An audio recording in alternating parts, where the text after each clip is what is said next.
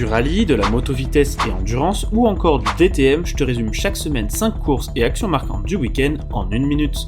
On commence tout de suite avec du rallye, le WRC, dont la manche de Sardaigne a été remportée par Sébastien Ogier. Malgré l'ultime frayeur lors de la dernière spéciale, ce 5e succès fait de lui le recordman de victoire de l'épreuve. Côté Hyundai, Fourmeau a été encore une fois malchanceux et écarté de la lutte pour la victoire sur crevaison, comme Neuville, après avoir endommagé l'arrière gauche lors d'une sortie de piste. C'est donc finalement Otanak, longtemps à la lutte avec Ogier et deuxième du week-end, qui continue de porter des espoirs sud-coréens. En MotoGP, Marc Marquez reprend les devants après 3 épreuves un peu plus difficiles à Jerez, au Mans et à Silverstone. Il a dominé toutes les épreuves du week-end en Aragon et signe un nouveau doublé samedi et dimanche avec son frère. En Moto2, le Turc Denis Sonchu, pilote KTM, a remporté sa première victoire dans la catégorie au terme de la course la plus serrée de l'histoire avec seulement 3 millièmes d'avance.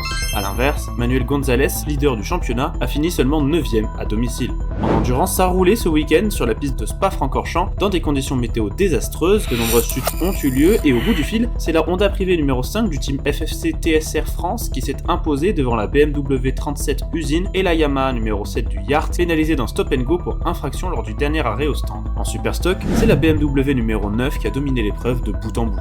Enfin, en DTM, c'était aussi le chaos à Zandvoort lorsque la pluie s'est invitée sur la piste néerlandaise, donnant lieu à ces images chaotiques dans la voie des stands. Côté piste, René Rast, vainqueur de la deuxième course, a été transféré à l'hôpital, souffrant de vertige après s'être cogné la tête par-dessus le muret des stands en essayant de rejoindre les grilles de départ.